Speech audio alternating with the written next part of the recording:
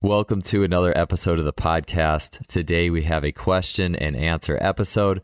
So I recently put a line out for questions on social media, on Instagram, Facebook, and thank you for those who put in questions. I'm excited to get to them today.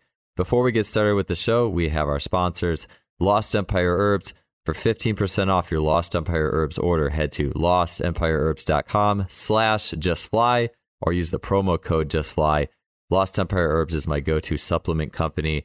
As much as I talk about the natural governing laws of training, I do enjoy supplementation that has as much of that natural vibe as possible, meaning it came straight from the earth to the packaging to my mailbox. And I absolutely love what Lost Empire Herbs is doing. I got started with them through Logan Christopher, their CEO, who is, amongst other things, an amateur strongman, a sports mental training expert, athletic training, mental training expert, and then also an herbalist. And in using them, I've just been totally blown away. You have things like Shilajit, which is not just the Lost Empire Herbs thing. A lot of strength coaches are really recommending that. You have my favorite, the Phoenix formula, and so much more. So you can head to lostempireherbs.com/justfly for 15% off your order. Go check them out. Next is SimpliFaster.com. They are your go-to sports data, training, and technology store. If you want to time sprints, measure jumps, get bar speeds, get VO2 maxes, and anything that has to do with tracking athlete data, as well as check out some high-tech training tools such as blood flow restriction training or the K-Box, head to SimpliFaster.com. They are an amazing store with amazing customer service. Their blog is second to none, and I'm really happy that they are a sponsor of this show. So be sure to support them, as they've been with us since the beginning. Absolutely can't thank them enough. All right, last thing before we get started with the questions, just wanted to let you know if you're near the Cincinnati area, Saturday, December 10th, I am running a one-day applied speed and power workshop. You can sign up for that at justflysports.com or head to my Instagram and the link tree. You can click on it there. I hope to see you there. So much of what I talk about on this show, you can get the in-person applied experience. There's nothing like, yes, learning about this, but then going through it, embodying it, feeling the concepts in your own body. And that's what it's all about in so many ways when it comes to learning. So I hope you can join me on December 10th for the Applied Speed and Power Workshop. All that being said, let's get to the questions for the show today. Thank you again for everybody who put them in, and a little bit of a diverse question set, of course, with the theme of speed, power type development, but always good to explore the corners of these things. So let's get to the first question. We have Jump High Sean. He asks, I can squat 2.5 times body weight, which very impressive squat, by the way.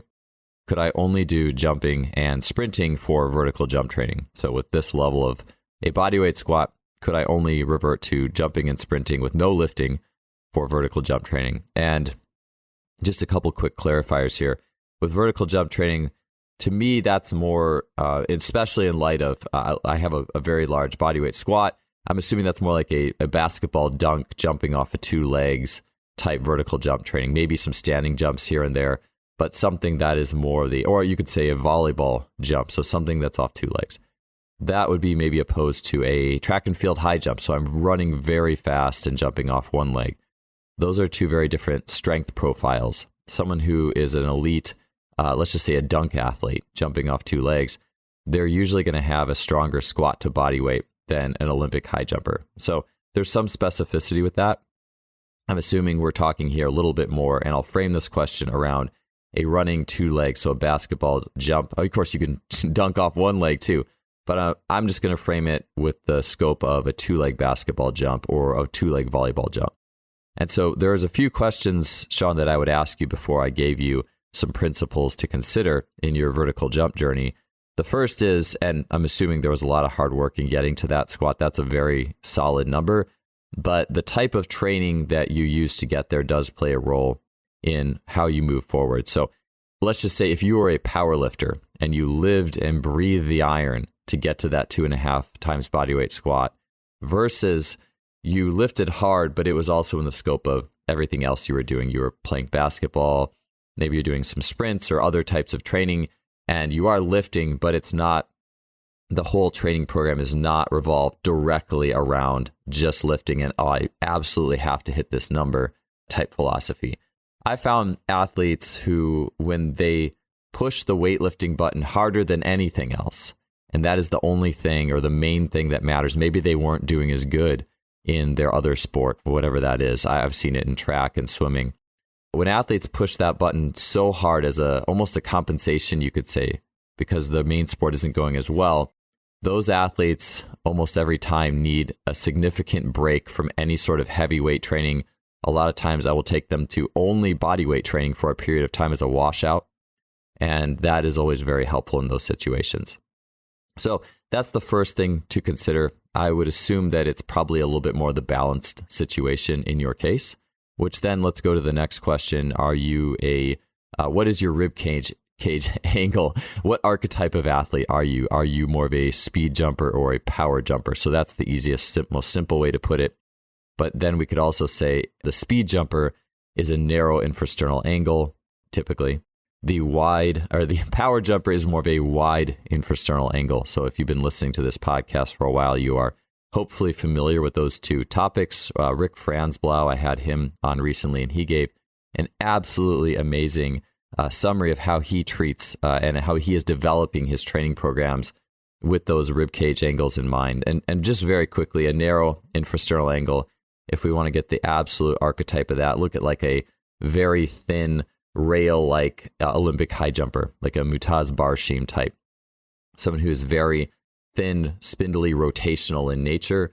If you want to look at a wide, if most people, I don't know if anyone listening remembers this, but there was a guy, he went by the handle Squat Doctor, not Fred Hatfield, Dr. Squat, which I think Fred Hatfield was probably a wide as well, but this Squat Doctor, he was squatting something like 3 times body weight, and his standing vertical was insane. I don't think that was the era of jump mats and all that so much back then, but I believe he had Vertec measured or hand measured like a 48-inch standing vertical with a 3 times body weight squat. So he was a wide infrasternal angle, more of a power type who could really harness that without, if an Olympic high jumper type really tried to get that squat up there and just push that button so hard, that deep squat button, there would be potentially, and I say potentially because I don't always want to have absolute statements, but there was a very, very high likelihood that there would be some negative shape change variables that are happening because of the compression with that narrow. Wides can handle heavy loading and pushing that button harder. So if you have a 2.5 times body weight, I am assuming that you are a wide ISA type and that you can handle it better. So if you are balancing the training, if you're more of a wide ISA, then chances are that, yes, you could, I'll just say you could do jumping and sprinting for vert for sure, but you probably can handle and can use and leverage that strength stimulus more. It's a strength for you. So I do believe that there is good times to get away from lifting, to take breaks. I know Dan Bach, who's been on this podcast, has talked about that. Just, hey, lift for a while and then stop lifting for a while. It's as simple as that. And by doing that as well, you start to see how your body responds to that. How long can you go without lifting before you feel that not squatting at all is starting to chip in? And so that just by doing that, your awareness and your knowledge of that balance for you is going to start to grow. But all that being said, if you are a wide infrasternal angle and you've been squatting and you've achieved that weight, it's probably a strength for you and it's helpful. Bruce Schexater, who's also been on this podcast a few times, has talked about this. He had, I think, a tweet recently talking about force plates. And if people attack their weaknesses on the force plate too much, now they're not feeding their primary engine.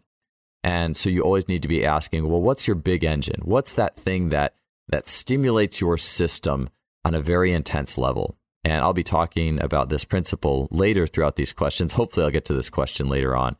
But if there's always going to be things that are your big thing. For me, my big thing was honestly, I'm a narrow infrasternal angle, a much bouncier. I was a high jumper type, and squatting was definitely something that was stimulating to me for sure. But I would say even more stimulating was maximal jumping and sprinting, especially maximal plyometrics. I was bouncy, and my big thing that really stimulated my system on a high level because I had the capacity to do it was things like depth jumps, like really high depth jumps. That got my system fired up. And I found that in my absolute best high jump and triple jump years, I really needed that I guess you could call it that nitrous oxide in the system. I had to have that in some way, shape, or form. And I did use squatting too, and squatting played a role for me. for me as a narrow, it wasn't, it probably could have been if I really wanted it to be, but like a 2/3 range squat seemed to have a really powerful potentiation stimulus for me from time to time. All this to say, there's going to be different things in your training bucket that offer a very high total systemic stimulation to your system. And so we always need to have those in mind. Last parting shot on this one, or I might have a couple, but one thing that's interesting is that discussion on, well, how strong is too strong? Can you ever be too strong? Or strength is never a weakness and that type of thing. And the older I get, I think my pendulum will swing back and forth where I do see athletes who try or strain themselves. They strain themselves too much in the gym. They are going against the easy strength mentality, which I always have that in my mind of, for example, if I could do 5 reps with this weight, I do 3. I know I have 2 in the bank. I'm going to recover from that lift really much more quickly so I can go do whatever else it is that I need. And that general line of adaptation is going to trend upwards slowly and patiently over time. That's always in my mind. And when I see people just straining every week where maybe their ego wants to see more weight on the bar, or they can't take the idea if they're not increasing X amount each week. And you see that, I think you can get jaded a little bit towards that pursuit of too high of a maximal strength, let's say. What's interesting is that, again, this is where just experience and looking at absolutes comes in a little bit, is Joe Kovacs is a shot putter, a USA shot putter. And the shot put world record has gone down a couple times recently with 2 athletes who have surpassed that old record that most certainly was steroid enhanced from the 90s. And 2 athletes have now surpassed that. And so Ryan Krauser is one, and then Joe Kovacs is another. And obviously shot put is a very absolute strength helpful event. And people have drawn up numbers where they'll say, all right, well, look, you need to bench 400 or 450 or whatever it is to really be in the game for being a world-class shot putter. And anything above that isn't going to be as helpful. And for some athletes, I definitely think that could be true without question. But then for others, others can benefit more from pushing the bench or squat higher. And so you had Ryan Krauser. I don't know what Ryan's lift numbers are exactly. I'm sure he lifts heavy and lifts hard. But Joe Kovacs is someone who also broke that world record. Well, he hasn't broken Krauser's record, but he threw like 76.3 recently, and the old world record was like 75.10 or something.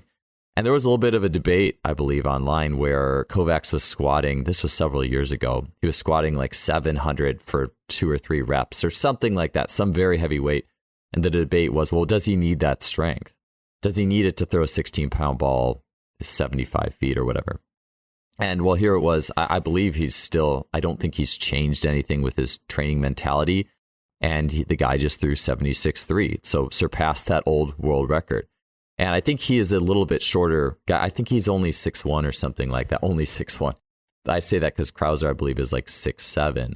So to me, that strength was the button he needed for that. And so all this just being said, it's a roundabout way of saying that there's no absolutes, that I do think you need to take time away from heavy lifting to see how your body responds so you don't get too hung up on that being the only button you can push down. And obviously shot putting too, there's a greater strength need for shot put than jumping. There's a greater need for strength for 2-leg jumping than 1-leg jumping. And there's a greater strength need in 2-leg jumping and shot putting than, let's just say, sprinting, top end speed sprinting. So there's a spectrum that exists with all these things. But one, I do think that taking time away from weights to see that balance is helpful, or heavy weights. And then 2 is just what feeds your engine, and always being mindful of that thing that feeds your engine. And then finally, with the thing that feeds your engine, it's interesting because with jumpers, and not even 1-leg, you will get some 2-leg jumpers as well who they could just always do it. They just always had it. They didn't have to lift heavy weights, and they're 5'10" and they're getting their head up to the rim. And with that, I think that it's interesting because once something is in the system, once you've used the heavier squats to increase your jump, which is a potent stimulus, it is kind of hard to go back.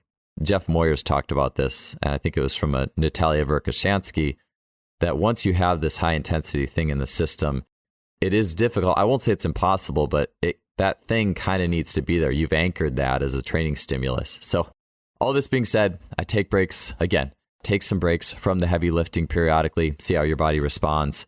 Don't live and breathe the iron. I would keep things in balance. And then I would just be mindful of those higher stimulus type things that are in the training program. So very multifaceted answer. And sometimes I have a habit of doing this when it is the first question of the podcast, but hopefully you found that helpful and informative. The last thing I'll say too is I will get to sprinting as that stimulus as well. I think that is a really helpful tool in there as well. All right, next question. Ty Leash asks, if you created a performance test for youth, what would you measure, time, or create? So a little bit moving from that. All right, 2-leg jump, max power end of the spectrum. So now we're talking youth training. And by youth, I think you could give that different. I mean, what are we talking about? Are we talking about 8-year-olds? Are we talking 10-year-olds, middle school, high school? I'll just treat this question as maybe a little bit more that middle school bracket. So let's just say ages 12 to 14 or something like that if we're talking youth. And so with that, I have a few things that I want to look at. And I'm looking at, yes, their jumping ability. So a multifaceted basic power. So how high can you jump? How fast can you sprint? How hard can you throw? And then also the elements of basic strength and strength endurance, focus as well, and then willpower kind of goes in there. So we'll see how that unfolds. I wrote these down here that really, I believe, encapsulate those qualities.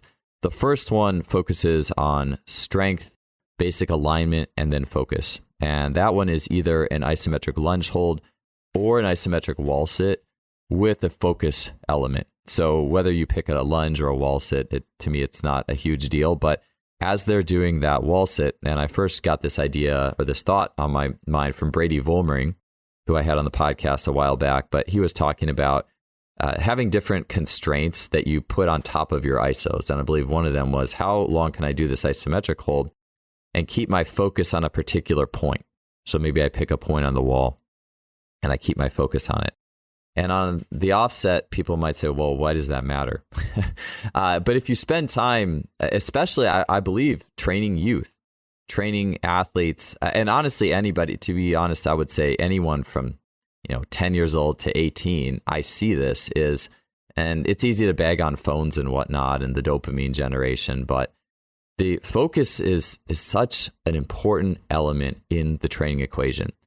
And I think that one of the things that is damaging to me with phones in the gym, and so an athlete does their set and then they go check their phone and they do their set and check their phone, or the first thing they do when they're out of the gym. And again, I'm 39 now. It's easy to be a curmudgeon, right? I'm maybe getting in that age bracket where I can be more of a curmudgeon on the youth of today.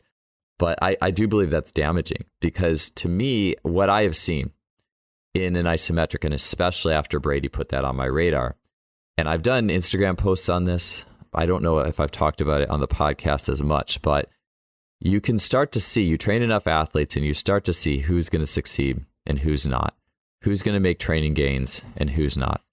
And one of those things is, and I mentioned this in an Instagram post, is you can see it in their eyes. And you can see focus in their eyes. You can see determination in their eyes. You can see the fact that they want to be good in their eyes. And I can have two different 12-year-old athletes, youth athletes in. And one, when they do an isometric, and if I even mention to, whether I mention it or I don't, but let's just say I mention it, hey, I want you to keep your eyes focused here while you're doing this. The athlete who is determined, a self-starter, wants to be great, they can keep their eyes focused throughout the course of that isometric.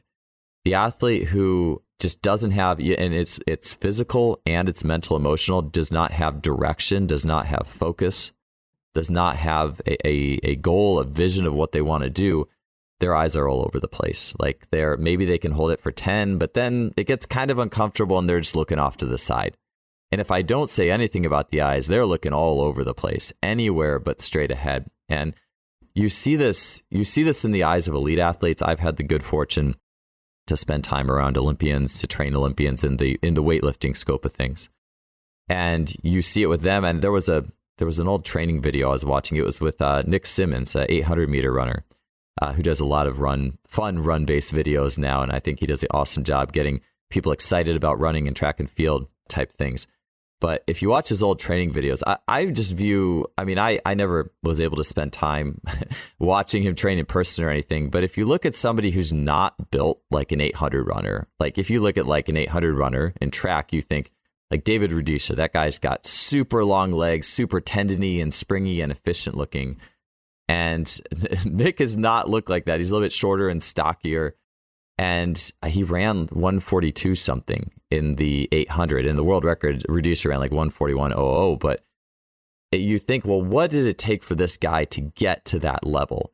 It's not just the training program. And if you watch, there was a Jimmy Radcliffe was his strength coach, I believe, at Oregon. And you watch some of the clips and just look at his eyes when he sets up for a squat set.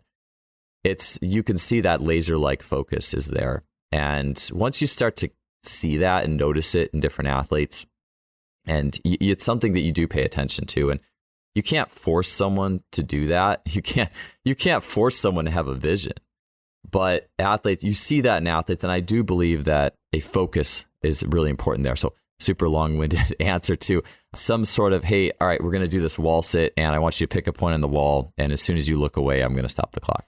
So something like that. And then the next one. So there you go. Maybe that's the whole test. But other things that I'm going to be testing, I really have become a fan of, and yes, just how many push-ups can you do is really a simple, cool test. I know back in the day, as Jeff Moyer and Jake Jensen were actually talking about that as like a readiness indicator. Hey, come on in. How many push-ups in a row can you do without slowing down? And that's their readiness. That's like their little quick rig Omega wave version of what they're doing there. And actually, I think there's some definite validity to that. One thing I like, Elite Taft was just talking about that as well on the podcast, was the idea of just really leveraging competition. I do think that's a really helpful thing. And I've constantly had that in my brain, but even more, even just since talking to Lee, like, all right, how can I make this, how can I tack on the intent? How can I put some time to tack up the intention here? And one thing I like is a 60 seconds. How many push-ups can you do in 60 seconds versus if it's just, hey, how many push-ups in a row? What people will start to do is you get maybe 20 good ones and then 5 that are just more fixed. You have the legs fixed and it's a spinal flexion and extension type thing. It just gets really bad. And not that couldn't happen in 60 seconds, but I think in 60 at least, it's like, hey, get tired. Okay, now you're going to rest a second or 2 or 5 and then go back to it. And I think you can preserve some more quality with that. I also think there's more room for improvement. And I do think it's nice to have big spans of improvement. Like a vertical jump, I would test a vertical jump a hurdle jump actually. I'll get to that in a second. But if let's just say for a vertical jump, you will improve, but how fast and how much you can improve is not as much as 60-second strength endurance. You could have people improving in that by leaps and bounds. And it's something too that if you've been having like a little bit of a poor training session and you want to walk out with a win, it offers you a little bit more chance to really walk out with that win. Hey, I improved in that 60-second push-up. So that's something I like as well. And I will say finally is I've modified that to a bear position. So instead of push-ups on the ground, which when athletes are ready, that's awesome. But for younger athletes especially, watching middle school or 12 or 13-year-olds do push-ups, it's almost always going to be more of a spinal extension oriented type push-up. And so I really like starting those athletes with push-ups in the bear position. So it's very common for younger athletes, hey, we're going to start you with your hands on a bench. Like that's an easy way to make the push-up easier. But even still, you do get athletes who don't have really great core feedback. And so I've been a big fan of push-ups in a bear position. So where you're actually like a bear, like think I'm doing a bear crawl where my knees are almost directly under my hips.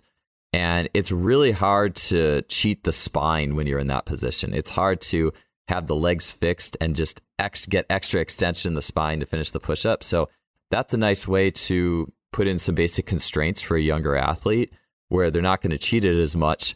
And then you're also offering them 60 seconds. So week after week, they can find some more improvements through that. And then what you could do is you could have your younger intro athletes doing that bear position 60 seconds. And then at some point, we'll move it to the floor. So now it's floor push-ups in 60 seconds. It could be, how cleanly they're able to do a basic floor push-up that offers them that gateway to being able to move the push-up to the floor. It could be an age-based thing, however you'd want to do it. So next thing, we'll be talking about jumping. So just jump mats or vertical jump mats are super common. I personally think, well, there's a couple things with that, though, that would lend me to say I'd actually rather use a running hurdle jump as my jump-based measure. So we're talking jump, sprint, throw. I like hurdle jumps because just jump mats are very easy to cheat. And I think that's starting to go around the social media, the Twitter sphere, because coaches will say, oh, my athlete improved their vertical jump 8 inches or something like that. And then they post the after, and the athlete is jumping and they are bending their legs on the landing substantially. They're landing in a half squat on that landing. And unless you're looking for that and notice that, you might not think twice about that. But what I found, and I should make a post on this at some point, but if I'm doing a jump, just me, and I did this the other day, I can tell you how much you're going to gain by those various forms of landings. So if I just jump and I land with my legs fairly straight, that's baseline. Let's say I jumped 30 inches like that. And I did this the other day. So I jumped to baseline. Then I did another jump where I let myself land the jump on the jump mat in a deep squat. So a deep, deep squat. And I instantly gained about 6 inches. I went from 30 to 36. And honestly, I probably didn't even jump as high the second time. So you're gaining around 6 or maybe even 7 inches by a max, land in a max deep squat. And so if you're landing in about 90 degrees of a squat, you're probably gaining at least 3. And so just keep that in mind. And I will say that's not a bad, if I'm never posting, if I'm not using that as a before and after, I don't think it's necessarily always horrible in the sense that if an athlete sees that PR and they genuinely feel that they've improved and jumped that much higher, and they now believe that about themselves, that's not a bad thing. Of course, there always is that like reality check later on. Maybe they get with a coach later on that makes them test it strictly, and then they get all ticked off because they're like, "Oh, with my past coach, I jumped this," and yeah, that's going to be a problem at some point if it becomes that. And sometimes athletes can't take seeing a worse number on the just jump mat, so they'll start cheating the landing so they don't have to see as bad of a number or whatever. That's kind of one of the reasons I'm not. I do like jump mats. I will say I absolutely like them. I think that.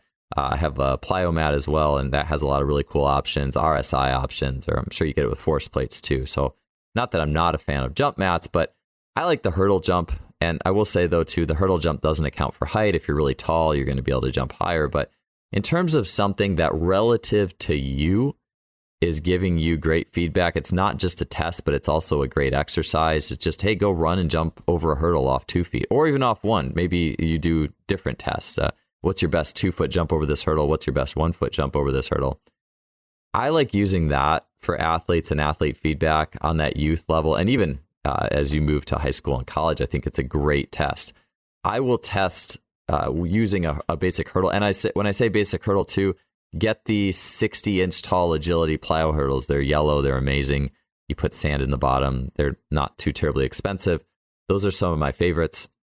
And so, yeah, just a running hurdle jump. And I will say, as well, the weight room can do a very good job of helping people improve their standing vertical, but then the running vertical and the reactive, it can transfer less. I've found this myself in times that I have trained very heavy on the weights, a narrow ISA, or I'm a narrow and for sternal angle, trained very heavy on the weights, very heavy on power, longer contact time type stuff. And in that process, I was not doing the running jump type thing. And I found that my standing vertical got really, really good. But then I'd go to actually do a running. I've talked about this on this podcast before. Go do a running jump and dunk it. And it was horrible, respectively. So for me, I just really prize running jumps. There's more coordination there too. If you think about it from a level of progression and regression, a standing vertical jump, outside of being a test, is a regression to all other types of jumping. So I love using running hurdle jumps for that. Other things, throw. So I think that all youth athletes, maybe, when you're in high school or beyond and you're a specialist, this probably isn't as big of a thing, especially if you're not a throwing athlete.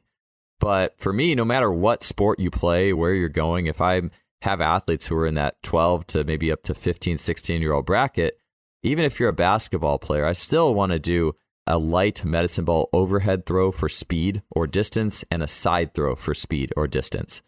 And I will say that as well, because a lot of these throws, like let's just say a side throw for speed, there's a lot of rotational power in that. And rotational power shows up in other skills, such as even a running 2-leg jump, for example. There is a lot of rotational vectors going on. And so those are baseline skills that can branch out later on. But Yeah, if it was like a college basketball player, there's really no point in doing like a overhead throw for speed or anything like that. But for the younger athletes, I think that's a great thing. And with those throws for speed, you want light medicine balls. So ideally like a 2-pounder, maybe a 4. Sometimes it's harder to get the really, really light ones. A lot of gyms usually have like the 8-pound and 10-pound sitting around, but I would definitely want something pretty light, like a 4 for the side or a 6 for the side throw, and then maybe a 1 or a 2 for the overhead throw. Sprinting's pretty basic. Everyone sprints. So 30-meter sprint. I think that getting splits is great too, like a 10, like a get a 10 and then see what their 10 to 20 or 10 to 30 is. And then finally, I'm just making sure I checked everything off my list here, is hanging for time. So hanging from a bar for time, or if an athlete's strong enough, max, and can do it with good technique, a max pull-ups. So another basic upper body strength endurance. Hanging for time is also just like the lunge with the vision. So can you keep your focus? There's also, and willpower and focus, I think, are interrelated, but there's also a willpower element in hanging for time. That's not to say that getting up on a bar is going to increase an athlete's willpower. I think that that's a little bit more, or a lot more, a show of an athlete's willpower. So if an athlete has a lot of willpower, they're the athlete who, if you've heard of the study where the children were 5 and their researchers said, they did a willpower test. They said, hey, here's a donut. If you wait 4 minutes, you'll get 2 donuts. But if you eat the donut before the 4 minutes is up, then you don't get another donut. And then they tracked those kids later throughout their lives, and the kids who had enough willpower to wait 4 minutes and get the 2 donuts, they did better in their school or whatever their pursuits in life they did better at. That willpower, I think, does fit. It would be interesting too if they would have done a hang for time as well later when you're 12 or 13. How long can you hang from a bar? That would have been interesting. But there is willpower in that. I will say there is things, I think, that if an athlete is just extremely poor at that and does really desire to get better, I have used like goal setting, like writing your goal on the board in front of peers, using visualizations, and seeing people make substantial gains. But at the same time, I don't think just hanging from the bar every single day is automatically going to give someone tons of willpower. It's very much something that you observe, but I do think that bottom line is getting better at that's also a measure of everything. I find that when I'm managing stress in my life well, training is generally going in a great direction. I can also hang farther or longer from a bar. All right. So next question here, and I've been going a long time on these answers, but these are some good questions. So thanks again for people who are asking these. So let's get to the next one here. Let's see here. Lipper Canada BB asks, can you be fast without being strong? So not talking about a big squat. So I'll go back to the first question. So very related, and I touched on this and getting into more of the pure speed level of things. I know that for, let's just say, the 40-yard dash, I believe it was Rhea, who's at Alabama now, who was saying that 1.7 times body weight squat is kind of that upper limit where beyond that, it doesn't really matter for your 40-yard dash time. Whether you back squat 1.7 or 2.0 or 2.2, that doesn't matter for the 40. And there's even athletes who are going to defy that the other way, athletes who might only have a 1.3 but are lightning fast. Or you could look at Usain Bolt, who didn't like to squat, who has the world record in the 100 meters and also ran a pretty good 40. There was after he was done competing, he ran a 40 somewhere and ran like a 4.2. So this is something that's, if we look at it from an absolute strength perspective, okay, we have on one end shot putter needs more absolute strength. Then the dunk or a volleyball jump off 2 legs needs less strength than shot put, but more strength than sprinting. And then we have sprinting. And it is interesting though too, because a lot of sprinters by nature they're wired, they're fast twitch, they're explosive, they're powerful. So if they really wanted to push that squat button, a lot of them could get their squat up pretty high. But I do believe that the track jumps and the track sprints compared to, let's just say, a standing vertical, for example, I don't think you need as much strength there to be great. And like I said, it's good to train strength. So if you do really like squatting and you get a neural charge out of that, squatting heavy, and you're doing it in balance to the rest of the program, and you're sticking to some easy strength principles where you're not straining week after week, I do think it's helpful. But I absolutely believe you can be fast without being that strong, and especially speed as compared to jumping. And I'll give an example here as well. And that example is this. If an athlete is built to do something well, I don't believe they need as much extra stuff. Stuff meaning all the extra lifting and plyos and special strength or whatever to reach their highest potential. We could think of it, if we look at like racing dogs, like think of a greyhound versus just an average dog, like a Labrador or Retriever or something. The funny thing would be to say, oh, a greyhound versus a wiener dog, a dog that isn't meant to sprint at all or doesn't look like it's meant to sprint. But if we think of like a greyhound versus a Labrador, think of the athletes that are absolutely built to sprint as the greyhounds. And I don't think that, and we think of that too, that's almost like the narrow ASA, they're really like the sinewy and they're just built to run. I think that they can definitely get away with a lot less, especially when you think of it too. If you watch a dog race, there was Winston was this dog's name. It was a greyhound and it ran the 100, I'm probably going to butcher this, but I think it ran 100 meters in like 6 seconds or something like that. And you watch this dog run. And the vertical oscillation is absolutely insane. It is so fast, not just from I guess you could say biomechanics and stride length, but just the neural wiring of this thing. And you think about how much output that greyhound gets from running fast. And so back to the squat example, just think of the output. If I'm a wide infrasternal angle and I'm strong and I like lifting and I get a lot of neural output out of that lift, that greyhound is getting a ton of neural output and total stimulation of the organism out of running that 100 meters in 6 seconds. And I think that athletes who are just built to sprint get a lot of stimulation out of just sprinting really fast, sprinting competitively, and everything that goes with that. And for them, that's their big thing.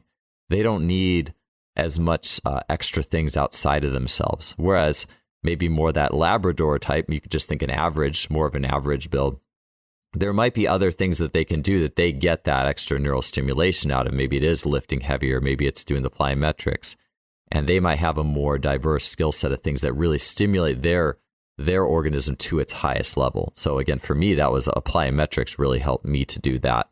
And for someone else, it might be more of a heavier weightlifting type thing. And then you have the people with sprinting. So it is across the board a little bit, but just generally speaking, to be fast, and especially the farther out you go. So you have step 1 in a sprint, you have about 0.18 seconds of ground contact time. Every sprint step from there up to top end speed is going to be less and less until you're getting to around 1/10 of a second or a little less if you're a fast Olympic sprinter in that top end ground contact. So the absolute strength requirements, once you get several steps into a sprint, are lower and lower. And so at that point, to me, it's just what stimulates your system well, and without overdoing any of those things. So even if a squat or a depth jumper is really stimulating to me, I can't just completely rely on that. At some point, I have to sprint and I have to get into sprinting and I have to manage that insanely well if I want to be as good as possible. So again, just depends. Are you wide? Are you narrow? What things are you good at? And realizing that if you're built to sprint, your strength requirement is not going to be as high as someone else, and you just need to make sprinting your big rock. All right, next thing, and speaking on sprinting, so next question we have Joe Ferrigno. Joe asks, what should I be thinking about feeling from a technique perspective during sprinting? And this is where I really like, and there's a lot of ways to do this. We have internal and external cues, which obviously a lot of people are very against internal cueing in the course of anything that's fast and athletic, and the research would definitely agree with that when people are given internal cues in sprinting, such as put your arm here, put your leg here, be in this position, that causes an immediate decrement in performance. And if you've been in coaching for a while, I'm sure you've seen that. And then we have moving through external cues and we have analogies. So in sprinting, it'd be like you're a plane slowly taking off as you rise upward would be an example of an analogy in sprinting. So you're telling through story. And ultimately, the brain, as it pertains to athletic movement, it understands the concept of story, or you could even say myth, more than it does just these explicit put your arm here type cues. There's also, moving even further, and this to me is just the simplest way to do this by far, and not to say that I think using and understanding the full range of all the cues you could give is helpful, but going into noticing and just awareness.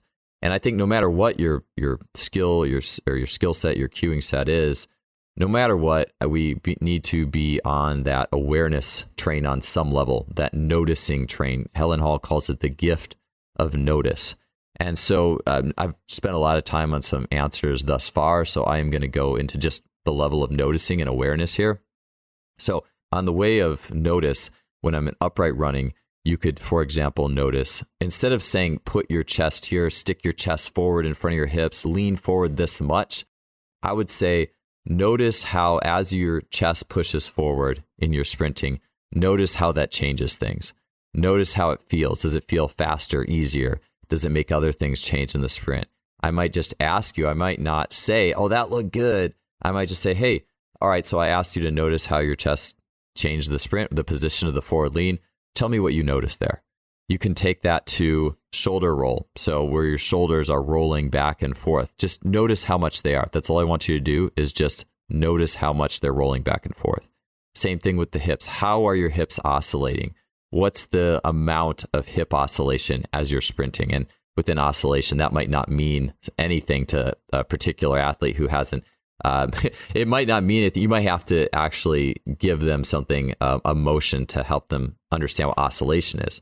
But with that in mind, usually when an athlete just simply puts their intention on something, puts their awareness on a body part and what it's doing, a lot of times the body can work together to make that the optimal in the meantime. And if we talk about the learning process too, I think so often we can be addicted to, it's a training session and man, I need an athlete to look like this at the end of the training session. If they don't look like this right at the end, then somehow the session is a failure. But to me, an awareness and more of a noticing based model, or at least having that in your toolbox that you're regularly going to, allows athletes to really take ownership of that learning process and learn at the pace that's right for them. So I think that we should ideally have all these tools available. And one thing for me personally, getting more into Nick Winkelman talking about analogies and story, and even writing a fiction-based chapter in a sports training book, I think is amazing. To me, that's something I want to spend more time on. But the awareness and the noticing piece and that conversation, to me, has always been really helpful. And it's also something that makes my own training much more of a meditation, much more embodied, because when I go out and I do sprints, so oftentimes, if this was me, let's just say 10 years ago, I might just go do sprints and just have the timer out and just see how fast I can go. I'm going to do 3 or 4 sprints, see how fast I can go. And that's great. That has a very specific adaptation. And the body is learning through that too. You're trying one sprint. Did that work? Did it not? Try the next sprint. There might be some stuff consciously and subconsciously adapting.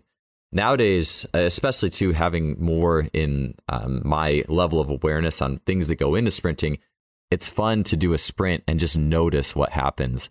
It's fun to do a 150-meter sprint and notice when subtle fatigue starts entering the system, what's the first thing my brain tries to do to reset the coordination? For example, maybe it's overdoing the arms, and then it's like, all right, the arms, I think to myself, maybe my arms are trying to overcompensate too much. How can I get my spine and my rib cage to actually take this job just a little bit more, for example?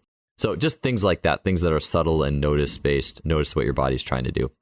So that's what I would say is a really good thing to start with when it comes to assessing sprinting. You're going to be, to me, the greatest athletes are the ones who are the most in tune with their bodies. They aren't relying on a coach to tell them everything what to do. And the last thing I'll say too is, even if I could use a really great system of internal and external cues to somehow get an athlete to have certain positions and look a certain way, the thing would be is, well, how much did the athlete have to put into that? What was their learning process to achieve that technical model? So always have awareness and noticing as a part of what you're doing.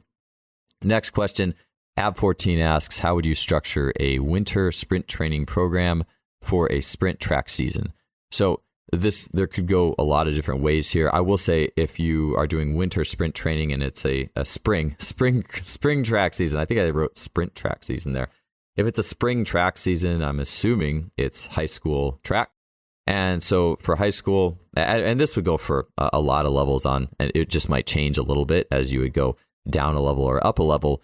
But I really enjoy the ends to middle approach. So lots of, on one end of things, more the power end of things, we have lots of acceleration work, sleds, and things that are generating more power. And then on the other end of things, you have the longer runs. So for me, simply enough, on the high school level, that is, and some people think different ways of this, but that's tempo sprints. And tempo sprints, though, that are more, especially starting out, that are more on the, as Charlie Francis would say, that low end. We're not in that intensive zone, but it is more actually aerobic in nature. And there is a level of aerobic development that all athletes need. I'm not saying sprinters should go run 3 and 4 mile runs. I don't think that's the best thing that you could do with your time in training sprinters. I don't really think that's a great idea, but I think that doing 6x200 to develop extensive tempo, something like that, to develop aerobic capacity and get basic running volume in, I don't think that's a bad thing at all, especially when on the other end of it, you are doing quality acceleration work, quality power work. So those two things are the ends, and then you're moving towards the middle as you get closer to track season. Within moving towards the middle, to me, there's also that the speed is fly sprints. So for example, if I'm doing a 10-meter fly and I'm starting to do that, maybe I go 3 or 4 weeks of that basic acceleration and tempo. After a few weeks of that, I start to do fly sprints to prepare for that max speed component. And I do believe in always training power and always staying pretty close to that competitive top output, which is the fly sprint, and it is the actual max velocity. You can't go too long without doing something in that realm. So that's why I would do a few weeks of prep and then get into that. But within fly sprints, I also believe in the constantly having somewhere to go. So for me, I really want athletes to be getting personal best, to be seeing a personal best, hopefully week after week on some level. And so how that might look in a 10-meter fly would be initially, let's say we start in early February, and I'm going to give them a 15-meter run into that fly initially. Then after 3 weeks, let's maybe tack on 5 meters. So no matter what, you know that when you give them 5 more meters, they're going to see some better times. And psychological, from a perspective of psychological momentum, that's great. And then a few weeks after that, maybe I give them 25 meters. So just always having somewhere to go there is really helpful when building out that season. And then, of course, too, we're going to be doing some strength training and lifting weights. Gameplay, I think, is really important in winter for track. Some sort of game to warm up often, twice a week. Whatever space you have indoors, whatever you can work. Maybe it's handball in a small space, or trash ball where it's like handball and you're trying to hit a trash can with the ball, or volleyball, or whatever it is that you can do. I think games are so helpful. And if a lot of athletes in high school track these days, sadly, don't do other sports as much as they used to. So giving athletes, and whether they do or they don't, having that experience as part of that early training, I think is helpful. Finally, isometric holds has been more and more on my radar throughout my time in this podcast. And one thing I've been a fan of is actually mixing isometrics with tempo sprints. So for example, let's say we have that 6x200 and I'm going to throw some iso holds into it. And I've had good success doing this, been getting great feedback from athletes. I enjoy doing it myself. If I am low on warm-up time, I will just go out and do this with the first iso hold being literally the first thing I do. So it would be do like an iso lunge for 30 seconds each leg, then go run a 200, walk back, do an iso lunge for 35 seconds, go run a 200, walk back, iso. So it basically goes lunge, sprint, lunge, sprint, lunge, sprint. And with that in mind, you might do maybe instead of 6 or 7 200s or whatever, maybe I just do 5, but I have the isos being a part of that 5 or 6. And now back to the awareness piece too. The cool thing with the isos, it is very high on the level of awareness. And especially when you do them with a nice upright torso position, you're pulling down into it, you're aware of the angles in that lunge movement. I think that there's a lot of really good things that happen in that interplay between more of what we could call the hardware and the software, or more of the alignment of the body and more raw qualities of muscle and muscle length and tension, and then more of the software. I'm at speed, coordinating at speed in the sprint. So those are some things that I think are really interesting in that starting point for a high school athlete, high school season. So hopefully that gives you some good ideas. Those are definitely some elements that I would find helpful there. Okay, next question. How do I, or Nate, or N, it says N Bartles. So N Bartles 1 asks, how do I balance doing drills and sprinting in practice? So there's a couple ways that you could go about this. One is, I would say, the more typical or traditional way, which is to warm up with drills and constraints. And I'll say constraints too, because when we think about drills, if we're talking sprinting or we're talking drills, inevitably we go to sprint drills which vertical marching sprint drills there are some shared characteristics with sprinting or general athletic movement. We could call them, I like to almost in my head rename them as dynamic cross crawls. And, who doesn't love a dynamic cross crawl pattern? Like, there is relevance to gait there, and there's vertical coordination. But when you move from a skipping marching type drill or a vertical marching drill to sprinting, there are a lot of differences. Namely, the main one being you're moving from more of a sewing machine motion with the legs to now in sprinting, you have a wheel. And those are about as different as you could possibly get. So, honestly, if you just want a quick, you could feel this out, how the sprint drill and the sprint fit, or better put, don't fit together very well, is do an A-skip for 10, 20 meters and then try to transition that into sprinting. And it's not going to look right.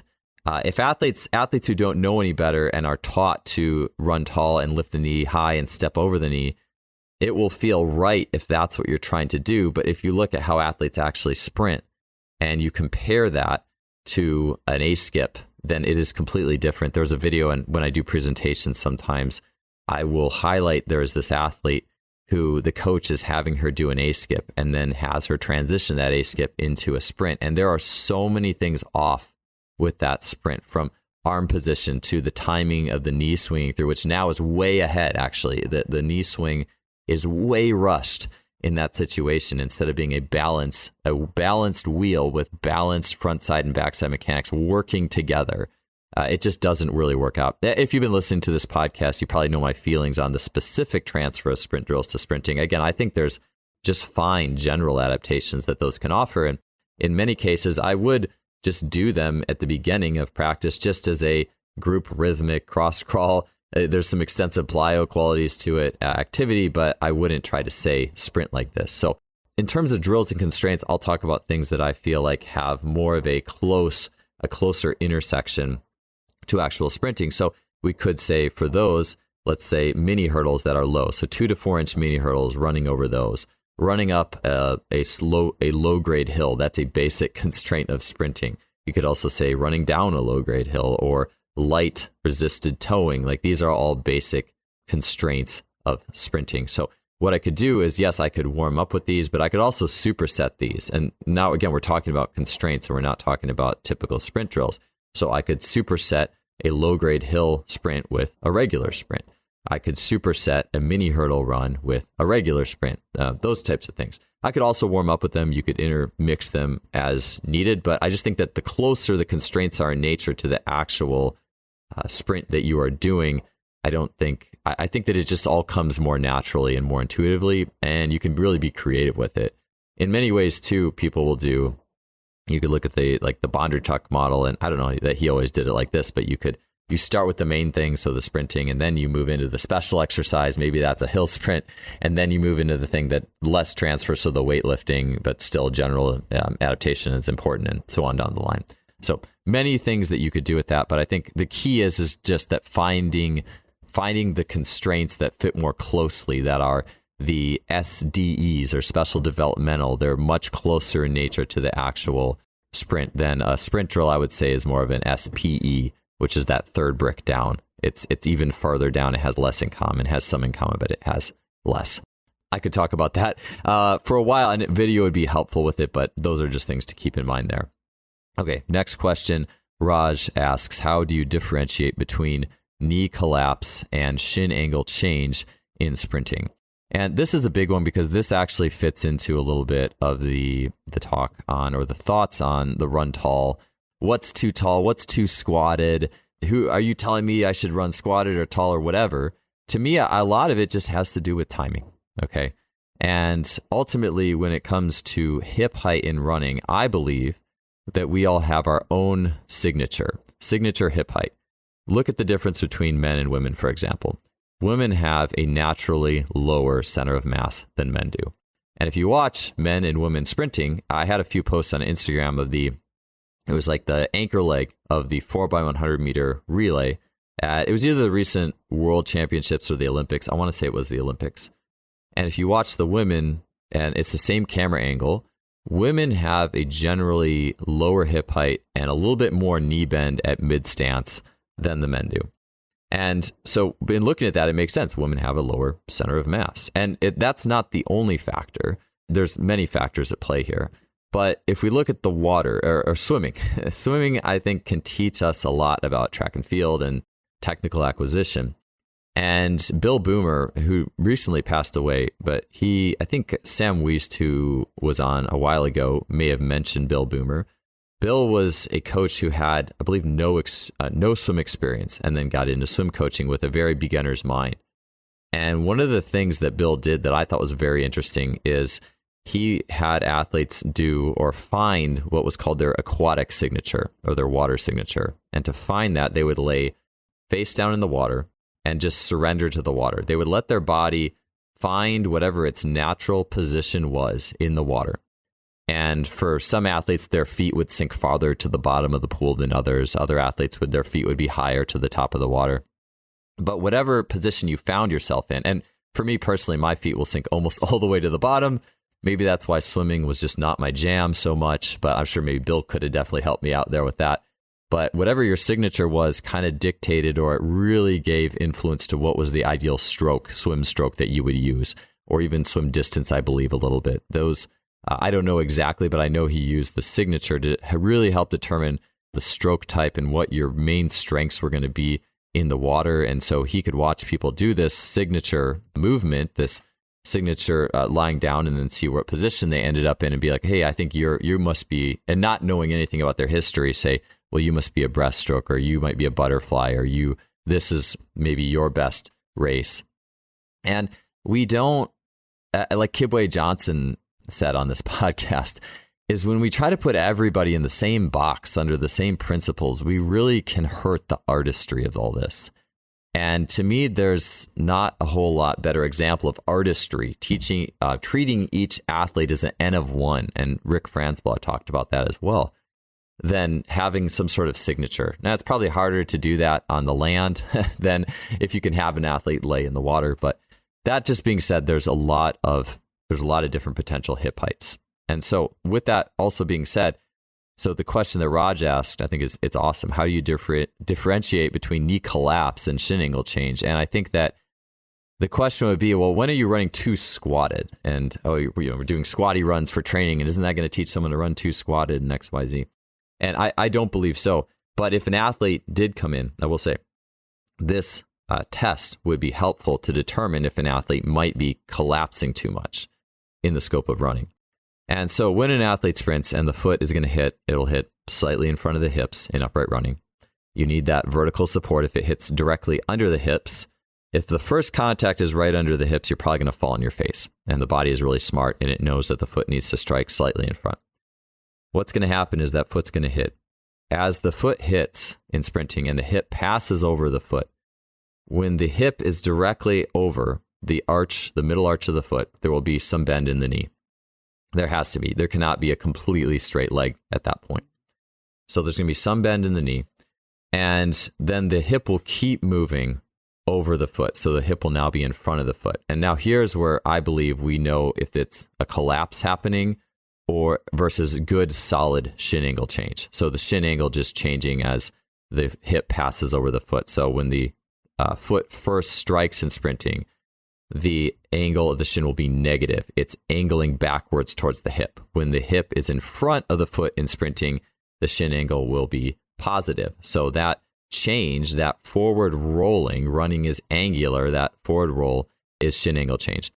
So that's going to happen. But when knee collapse is happening, and the shin angle change can actually be too fast when the foot stays heel down for too long. It stays as a class 1 lever for too long. So to me, that's just the big one, is looking at the timing of when the heel comes up off the ground, and that's going to dictate which direction I tend to go with my sprint intervention.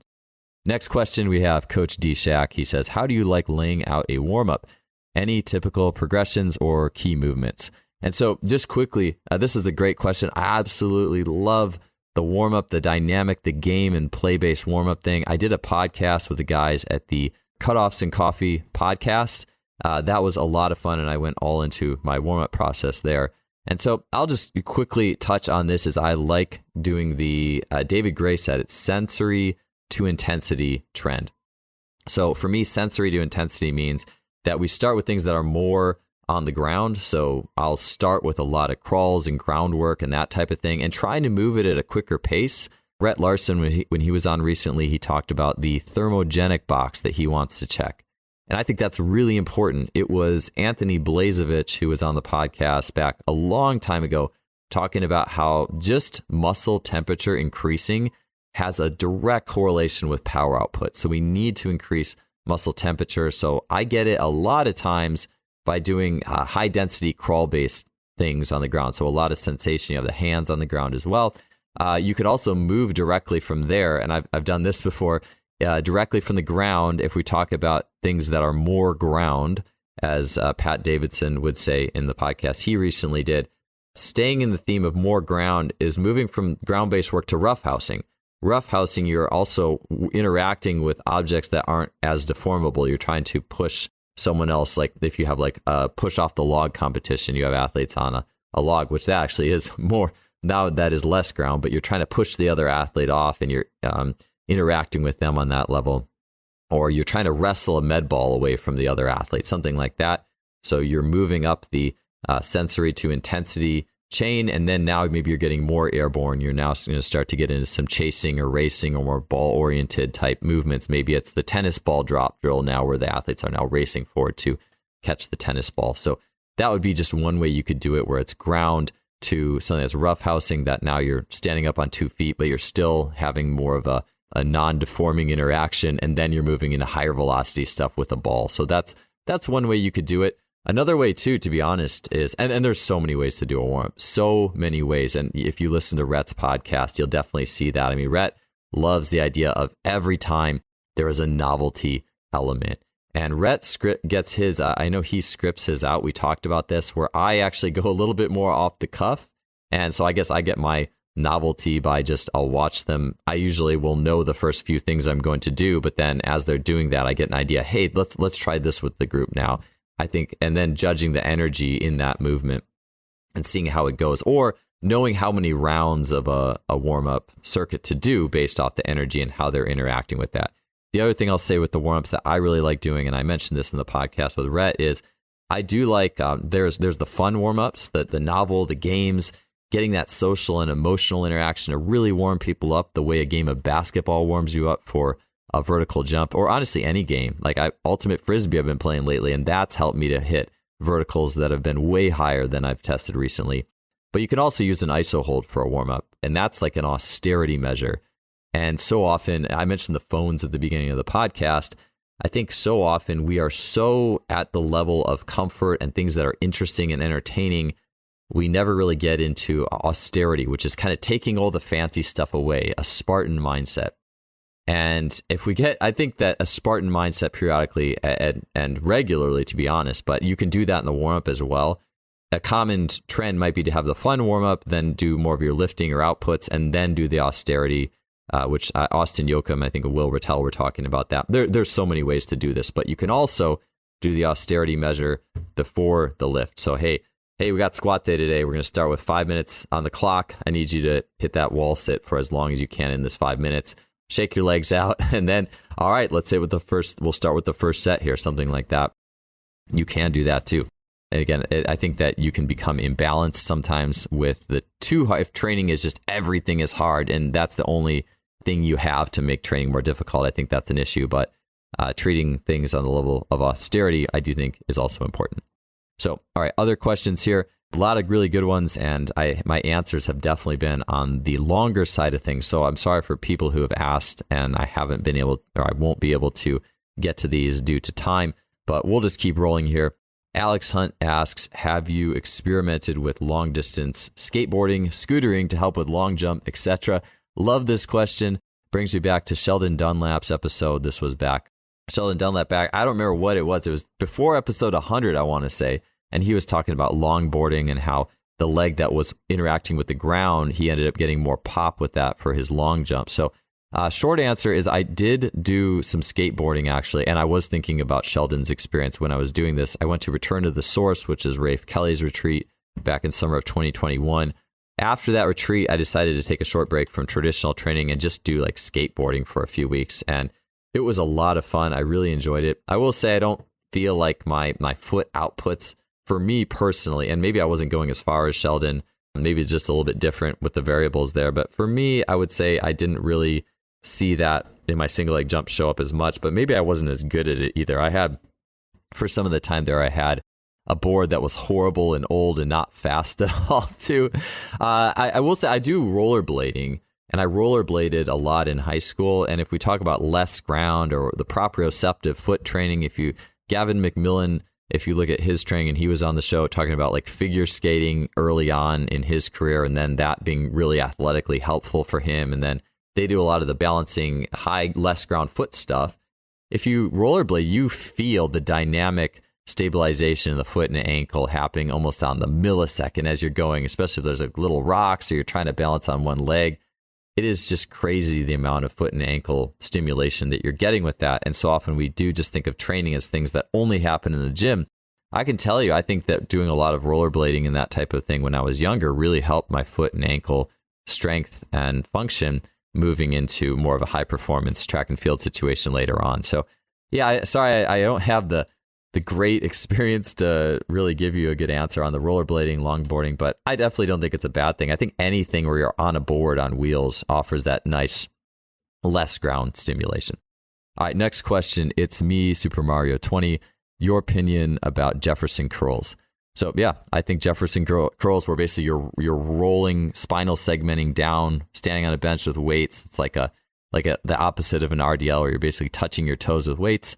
I think those are great. To be honest, for me personally, I tend to use unweighted spinal rolls more. So basically the same thing, but just with your spine. And they're both a solid exercises. I think I just use the rolls more because there's maybe a little bit more of an awareness component to it, but I think they're both fine. I've used the Jefferson curls in the past, and I think they're a good exercise. All right, just a couple more here. Marcus Cornford says, do you think coaches should use exercise as punishment?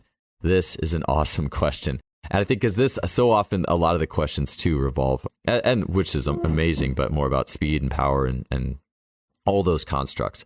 So this one, I will say, and my team sport coaching experience where I am doing the coaching and not track and field and swimming, where those very little will you see exercise be used as punishment in those sports, because the kind of the joke is you have cross country runners wearing the shirt that says, my sport is your sport's punishment or something.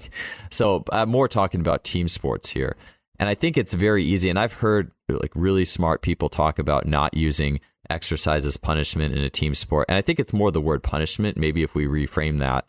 And so here's what I mean is I think that using a physical intervention when a group of athletes is not performing to their highest ability, they're not in the right mental state, using a physical intervention to break them out of that, I think is okay. And maybe the term punishment, maybe it's how much shame is injected into that situation. So here's what I mean by that. And I'll use things I've seen in observation. Again, I haven't done this as an actual team sport coach, but here's a good example is back when I was at Cal, I think it was the water polo team. Our water polo team was playing UC Long Beach or something like that. And we were just killing them at halftime. I mean, it was like a total blowout. And Long Beach was ranked okay. Like they weren't a horrible team. And so they were not playing well, getting totally blown out. And it was halftime. And their coach was making them swim butterfly repeats at halftime. I didn't even give them a talk or how to, what strategy to change.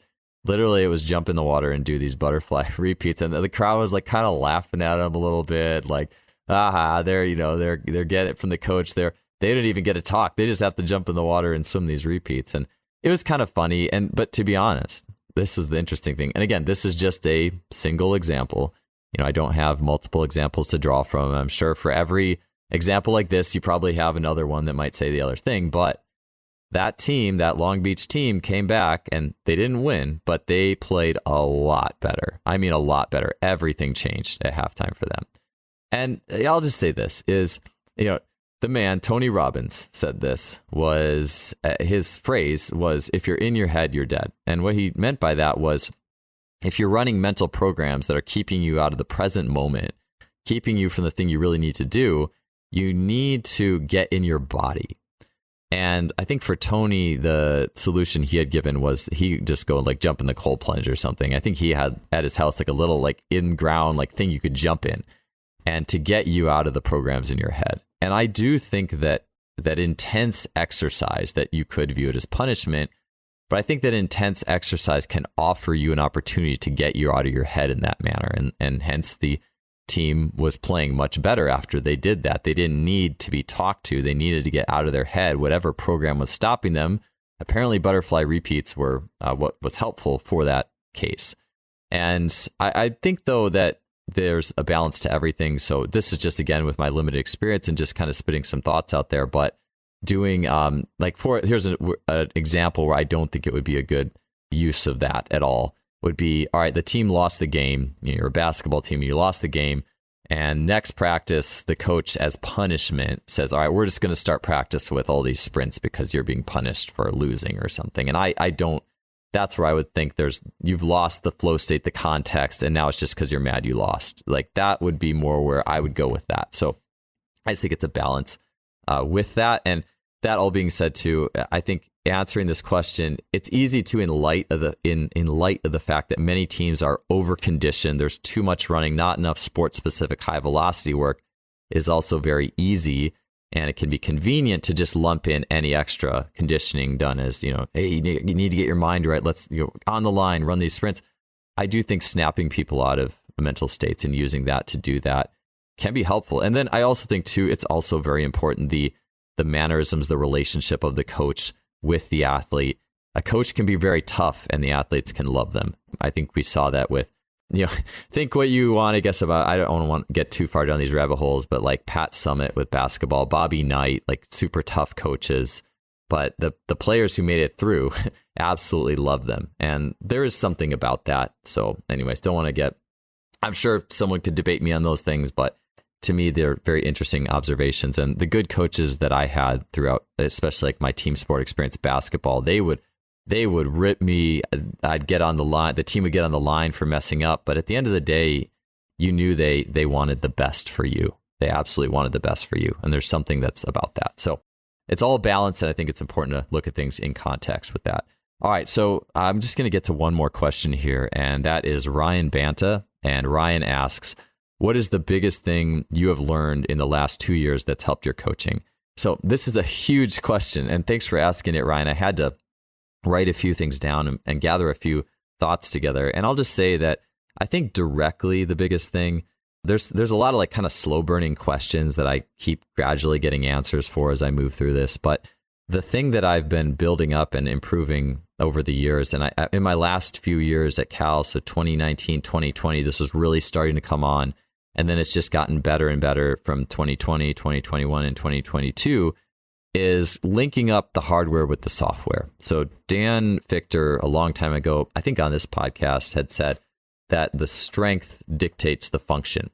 So basically, I'm only going to exhibit the technique that my physiology offers me, my strength offers me. You can't just pull an average person off the street and expect them to sprint with world-class sprint mechanics. Although I could actually take a person off the street and probably get them into that figure 4 sprint position. I found that's not actually that hard to do, but that's not the defining features of elite sprint mechanics. So I just had to throw that jab in there. Anyways, it is pinning the hardware with the software. And so what I mean by that, people like Bill Hartman, Alex Effer, Katie St. Clair, David Gray, Pat Davidson, and many others, Kyle Dobbs, and on that level of biomechanics and what an athlete's structure is going to play an impact on their function and what you see. And so, for example, if I watch an athlete jump and they can't jump off 2 legs very well, and I've seen this initially, like if this was 4 years ago, I'd have this athlete who's trying to jump higher and they're trying to jump higher off 2 legs. And 5 years ago, I might have said, well, hey, you need to really work on getting you need to rotate more and this leg needs to internally rotate more and let's work on that motion. And yeah, that can be helpful if you set it up right with the right constraint. But what I'm realizing now is, for example, that athlete who can't jump well off 2 feet, they aren't reciprocal at the hips. They have a horrible internal rotation bandwidth in that leg that is that final step leg. They just can't get into a good position at all when they're jumping off 2 feet because of their alignment and their structure. And so once you see the structure showing up in the skill, then it can give you a much better roadmap on where to go. And so you can do this with pretty much any athletic skill. And I will say too, there is a balance point here. So I don't believe that we should get totally buried in, if an athlete isn't exhibiting certain things that doesn't allow them to hit the right or ideal positions and bandwidths they need to be in for their jumping, sprinting, throwing, whatever, you don't want to live in all the correctives. That is eventually going to be very regressive. And I always think about, I need to stimulate an athlete more than they've ever been stimulated to help their organism reach a higher level. I've heard Tommy John say that, and I think that's a really important thing to always have in mind. But at the same time, you could think of it as an ends to middle. On one end, I need to have something that's very stimulating, social, emotional, high intensity type movements. But then on the other end, I also need to be thinking, well, how can I improve this athlete's alignment to help them? Maybe they're not going to get into this perfect position I'm looking for, but help them a little bit, just to get a little bit better, to give their body the bandwidth, the structure, the basic alignment to get to these things. And so an example I have in how that's gotten really come full circle for me and continued to get better, I've taken Alex Zeffer's mentorship. I've taken an online course with Katie St. Clair, and obviously had the opportunity to talk to so many of these people through the course of this podcast. And so I had, for example, an athlete who is a high school sprinter, came to me, trained up with online at the beginning of the summer, so June. And this athlete ran 11.9 as a sophomore. In assessing this athlete, I noticed that this athlete's lying straight leg raise test, so true straight leg raise test where you're watching for cheating and seeing when they're cheating to get the leg higher, was not very good. So this athlete's true hip extension wasn't great. And when I watched the corresponding videos of this athlete sprinting, I also noticed I could see that lack of a straight leg raise test showing up in the sprint. So a lot of what we did through the summer, and the summer is a great time to work on weaknesses. Not so much competitive, the middle of competitive season, not a great time to work on weaknesses. That's where you really want to play to your strengths. So we did use the summer as a time to work on some means to help improve that hip extension. So for example, things that I've gotten from Alex Zeffer, like a cross-connect supine bridge, or you could even talk about like spinal rolls, like there was the Jefferson curl question. So basic things to improve hip extension from a remedial level. So we did a lot of that type of work. And then on the other end, we did utilize basic strengthening exercises, some running constraints that I'm a fan of that I have in like my courses, like things like squatted running, of course, and utilize those. And yes, a little bit of sprint work, but it is the summer, and I know you're going to be sprinting a lot of the rest of the year. And then he gets to high school the next year, and he's training in fall with his track team. And I get a message from his coach saying that he was running 11.9 the last year, and now he's beating people who ran 11.1 last year. So a monumental improvement for this guy. I'm not saying everybody's going to improve that much, but I do think that it worked really well. And I think that hitting that or attacking that problem from, yes, we're going to do some running and run constraints, but we're also going to approach the hardware. We're going to look at the biomechanics. We're going to look at the things structurally holding you back, and we're going to use the summer as that time to get to it. That's really powerful. And so for me, so much of it has been understanding more of it from that structural perspective. Katie St. Clair said something to me that I think was awesome. Is I showed her the video of Bob Hayes running crazy asymmetrically in the 1960s, running 10.00 or 999 or whatever. And she was talking about how he was able to use his chest wall in a certain way that fit with his asymmetry. And she talked about looking at athletes almost, if you look at it as a spine in space running, like almost like cutting off the head and legs in space and just watching the torso move and watching and understanding that as a hardware based element as well, and how I can approach training with that. To me, that's really powerful. So learning to understand both ends of that has been very, very helpful for me. Of course, there's been so many other things too, especially like just the Jared Burton was just on talking about this, the way we perceive training, the being able to tolerate high volumes and of work, higher volumes than we would think. I've been exploring that as well in tandem for a while and just really getting into that. That fits into the long ISOs and a lot of the Jay Schrader and the pipes philosophies as well. So I'm always trying to explore that as well as do that in my own training. But I would definitely have to say the single thing that has been the biggest change for me in how I approach athletes is really looking at things from both the software and the hardware perspective. And just, again, you'd never want to get so carried away with the alignments and the corrective and the hardware that you take away from that heart of training. But if an athlete's low-hanging fruit is something on that alignment level, you can do a lot of good there by having a basic knowledge of those things. So I'll definitely say that is a huge area for me that I've been able to break through with. And this has been a little bit of a longer podcast. I don't know exactly how long I typically go for these, but I think this one's been a few more minutes. Thank you so much for everyone who has asked questions. If I didn't get to yours, I'm sorry. Hopefully, maybe I can do another one of these where I get some missed questions. There was a lot of good ones out there. Appreciate all you guys. Thank you for listening to this show, and we'll see you next week. So that's going to happen. But when knee collapse is happening, and the shin angle change can actually be too fast when the foot stays heel down for too long. It stays as a class 1 lever for too long. So to me, that's just the big one, is looking at the timing of when the heel comes up off the ground, and that's going to dictate which direction I tend to go with my sprint intervention. Next question we have.